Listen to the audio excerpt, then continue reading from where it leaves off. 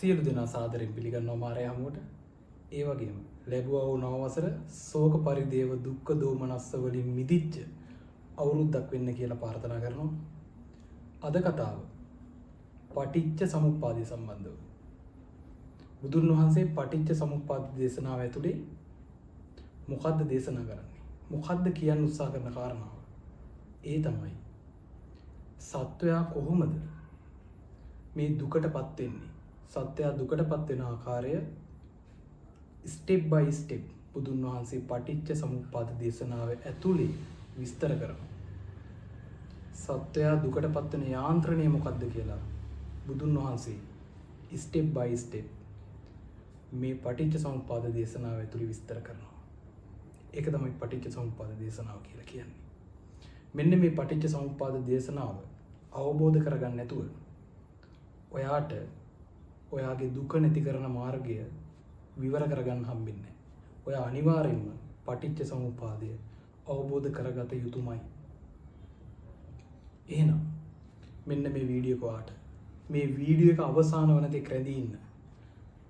සත්‍යයපත් වෙන දුක මොකද්ද? බුදුන් වහන්සේ දේශනා කරපු විදිහට සත්‍යයපත් වෙන දුක මොකද්ද?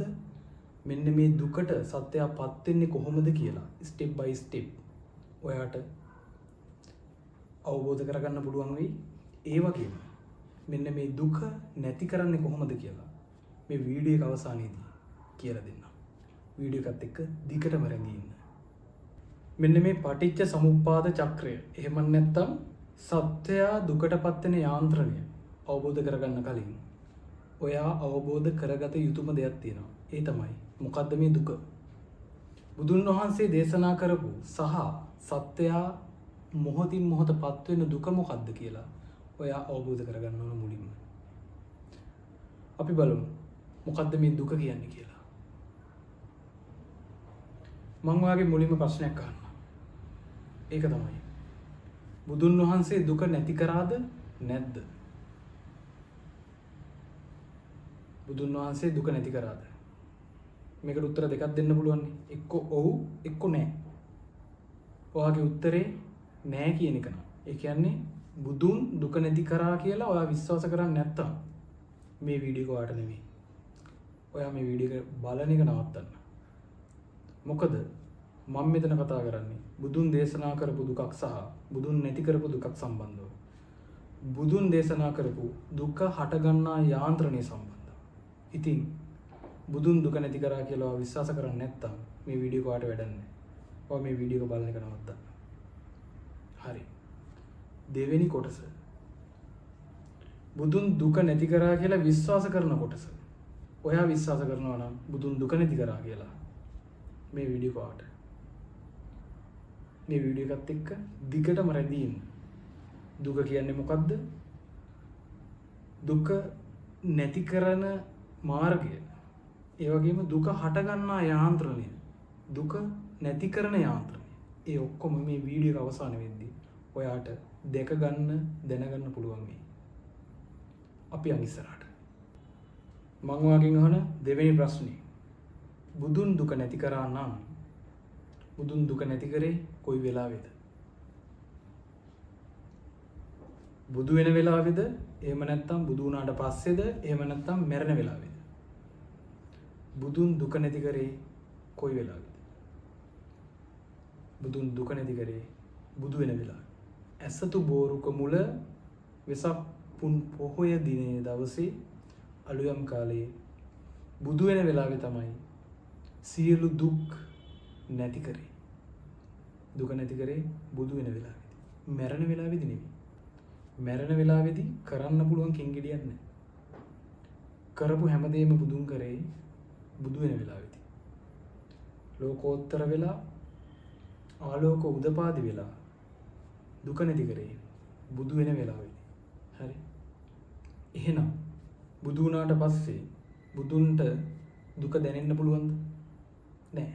දුකෙන් මිදිලා ඉන්නේ බුදු. එහෙනම් බුදුන් බුදු වුණාට පස්සේ ආය බුදුන්ට දුක කියලා එකක් දැනෙන්නේ නෑ. හරි. බුදුන් දුක නැති කරේ බුදු වෙන වෙලාවේ. හරි. එතකොට පටිච්ච සමුප්පාද දේශනාවේදී සඳහන් වෙන්නේ දුක කියලා එකක් නෙවෙයි ජරා මරණ කියලා එකක්. ඔන්න ඔය ජරා මරණ කියන්නේ මොකක්ද? හරි. මම වාගෙන් අහන තුන්වෙනි ප්‍රශ්නේ. බුදුන් ජරා මරණ කියන එක නැති කරාද? ඒ කියන්නේ ජරා මරණයෙන් බුදුන් නිදහස් වුණාද? බුදුන් ජරා මරණයෙන් මිදුණාද? ඕක තමයි මගේ තුන්වෙනි ප්‍රශ්නේ. ඔව්. බුදුන් ජරා මරණයෙන් මිදුණා. හරි. බුදුන්ට ආයේ ජරා මරණයක් උරුම වෙන්නේ නැහැ. මොකද්ද? බුදුන්ට නැවත ජරා මරණයක් උරුම වෙන්නේ නැහැ. හරි. මම වාගෙන් අහන හතරවෙනි ප්‍රශ්නේ. බුදුන් ජරා මරණයෙන් මිදුනේ කොයි වෙලාවේද? බුදුන් ජරා මරණයෙන් මිදුනේ අර දුක නැති කරපු වෙලාවෙම තමයි. ඒ කියන්නේ බුදු වෙන වෙලාවෙම තමයි. හරි. බුදුන් බුදු වෙද්දී දුක නැති කරා ජරා මරණයෙන් මිදුණා. හරි. එහෙනම් බුදුන්ට නැවත ජරා මරණයක් උරුම වෙන්නේ නැහැ.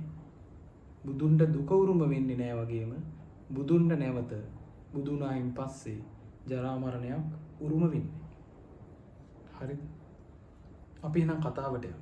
මොකද්ද දුක කියන්නේ? මොකද්ද ජරා මරණ කියන්නේ?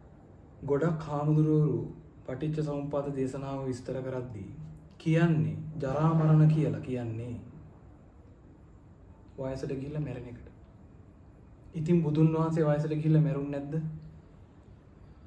ලෙඩ වෙලා වයසට ගිහිල්ලා ලෙඩ වෙලා මැරුන්නේ නැද්ද? බුදුන් වහන්සේ වයසටත් ගියා, ලෙඩත් වුණා, මරණයටත්පත් වුණා. එතකොට ජරා මරණ කියන්නේ වයසට ගිහිල්ලා මැරෙන එක නම් බුදුන් වහන්සේ ජරා මරණයටපත් වෙලානේ. ඔව් බුදුන් වහන්සේ ජරා මරණයටපත් වෙලා. එහෙමනම් හරි ජරා මරණ කියන්නේ මරණයටපත් වීම නම් ශරීරයේ මරණයටපත් වීම නම් හරිද? බුදුන් වහන්සේ ජරා මරණයටපත් වෙන එකෙන් මිදුණා බුදු වෙද්දී. බුදු කෙනෙක් කවදාවත් ජරා මරණයටපත් වෙන්නේ නැහැ. එහෙනම් මෙතනින් එළබෙන්න පුළුවන් නිගමනය තමයි ජරා මරණම් කියලා කියන්නේ ශරීරයේ මරණයටපත් වෙන එක නෙවෙයි, වයසට ගිහින් මැරෙන එක නෙවෙයි. ජරා මරණම් කියලා කියන්නේ වෙන එකක්. හරි? මොකද බුදු කෙනෙක් ජරා මරණයටපත් වෙන්න බෑ. එහෙනම් මොකද්ද ජරා මරණය කියලා කියන්නේ? මොකද්ද දුක කියලා කියන්නේ? දුක කියලා කියන්නේ මේ මොහොතේ ඔයාට දැනෙන එක. වෙන එකක් නෙවෙයි. මොහොතින් මොහොත ඔයාට දැනෙන එක. මේ වෙලාවේ ඔයාට දැනෙන එක. ජරා මරණ කියලා කියන්නේ මේ මොහොතේ ඔයාට දැනෙන එක. ඔයා අහලා තියෙනවද කතාව මෙරි මෙරි ඉපදෙනවා කියලා? මෙරි මෙරි ඉපදෙනවා කියලා. ඒ කියන්නේ සත්‍යය වයසට ගිහිල්ලා මෙරිලා ඉපදින කතාවක් නෙමෙයි මම මේ කියන්නේ. මෙරි මෙරි ඉපදෙනවා කියලා කතාවක් ඔය අහලා නැද්ද? දුක් විඳ විඳ ජීවත් වෙන අර්ථයෙන් කියන එකක්. ව්‍යවහාරේ තියෙනවා. ආපෝ ඌනම් මම මෙරි මෙරි ඉපදෙනවා. ඌ මම මෙරි මෙරි ඉපදෙන ජීවිතයක් ගත කරන්නේ. එහෙම කතාවක් ඔය අහලා තියෙනවා. හොඳට කල්පනා කරලා බලන්න. ඔයා එහෙම අහලා නැත්තම් කාගෙන් හරි අහන්න. එහෙම කතාවක් ව්‍යවහාරේ තියෙනවද කියලා. මෙරි මෙරි ඉපදෙනවා කියලා කතාවක් ව්‍යවහාරේ තියෙනවද කියලා ඔයා අහලා බලන්න. මෙරි මෙරි ඉපදෙනවා කියලා කියන්නේ දුක් විඳ විඳ ජීවත් වෙනවා කියන එක. හරි. බුදුන් වහන්සේ මෙරි මෙරි ඉපදෙන එක නතර කරා කියලා කිව්වේ. හරිද? වයසට ගිහිල්ලා මෙරිලා නැවත ඉපදෙනවා එක නතර කරා කියන එක නෙවෙයි. මේ මොහොතේ දුක් විඳ විඳ ජීවත් වෙන එක මේ මොහොතේ මේ වර්තමාන මොහොතේ දුක් විඳ විඳ ජීවත් වෙන එක මේ වර්තමාන මොහොතේ මෙරි මෙරි ඉපදි ජීවත් වෙන එක නතර කරා කියන එක. හරි. බුදුන් වහන්සේ මෙරි මෙරි ඉපදින එක නවත්තලා තියෙනවා කියන්නේ වයසට ගිහිල්ලා මෙරිලා නැවත ඉපදින එක නතර කරා කියන එක නෙවෙයි. ඔතන කියන්නේම මේ මොහොතක් ගැන සිත ගැන බුදුන් වහන්සේ දේශනා කරන්නේම සිත ගැන මේ මොහොත ගැන මේ මොහොතේ මෙරි මෙරි ඉපදින එකක් ගැන මේ මොහොතේ ඔයා සිතින් දුක් විඳ විඳ ජීවත් වෙන එකක් ගැන ඔයා ස්ට්‍රෙස් වෙන එකක් ගැන හිතින් පැසව ජීවත් වෙන එකක් ගැන. හරි.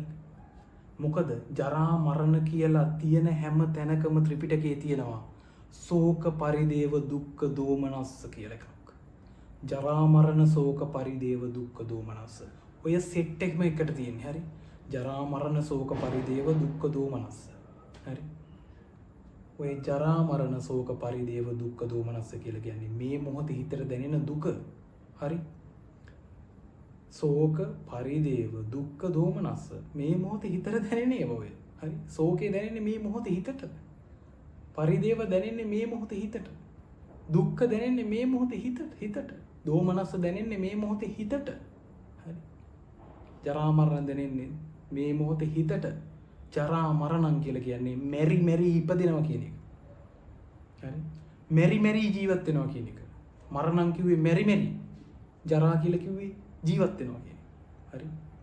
ජරා කියන වචනේ තේරුම එන්නේ ඔය ජීවිතය කියන වචනේ තේරුම එන්නේ ඔය ජරාවටපත් වෙනවා කියන අදහසම තමයි. ජීවිතය, ජීරණය, ජරාව. ඔය එකම අදහසක් තියෙන වචන තුනක්. හරි. ජරා මරණම් කියලා කියන්නේ මෙරි මෙරිවා ජීවත් වෙනවා. මෙරි මෙරි ඉපදෙනවා. මේ මොහොතේ. හරි. මේ මොහොතේ මේ මහා ලොකු සංසාරයක් ගැන නෙමෙයි මේ කියන්නේ. මේ මොහොතක් ගැන බුදුන් දේශනා කරන්නේ.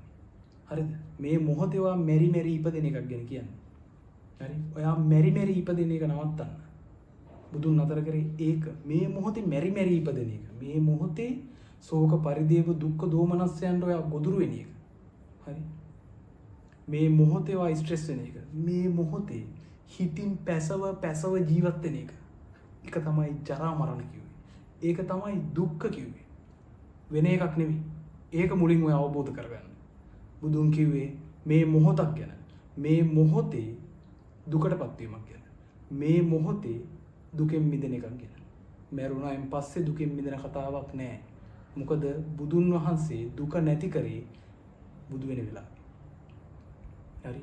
බුදුන් වහන්සේ ශෝක පරිදේව දුක්ඛ දෝමනස්යන්ගෙන් මිදුනේ බුදු වෙන වෙලාවේ.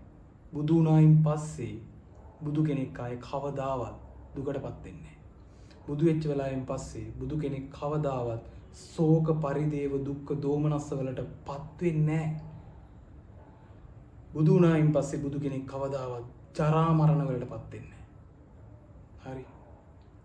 පත් වෙන්නේ නැහැ. ඒක තමයි ජරා මරණ කියන්නේ. ඒක තමයි දුක කියන්නේ. මේ මොහොතේ හිතට දැනෙන එකක්.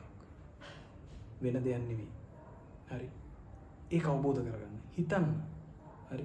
මෙරි මෙරි ඉපදිනවා කියලා කියන්නේ වයසට ගිහිල්ලා මැරෙන එකක් ගැන නෙවෙයි ඔය බුදුන් වහන්සේ කියන්නේ. මේ මොහොතේ ඔයා මෙරි මෙරි ජීවත් වෙනවා. හරි. මෙරි මෙරි ජීවත් වෙන්න එපා කියලා බුදුන් වහන්සේ දේශනා කරන්නේ. ඒක මේ ව්‍යවහාරේ තියෙන වචනයක්. මෙරි මෙරි ඉපදෙනවා. හරි.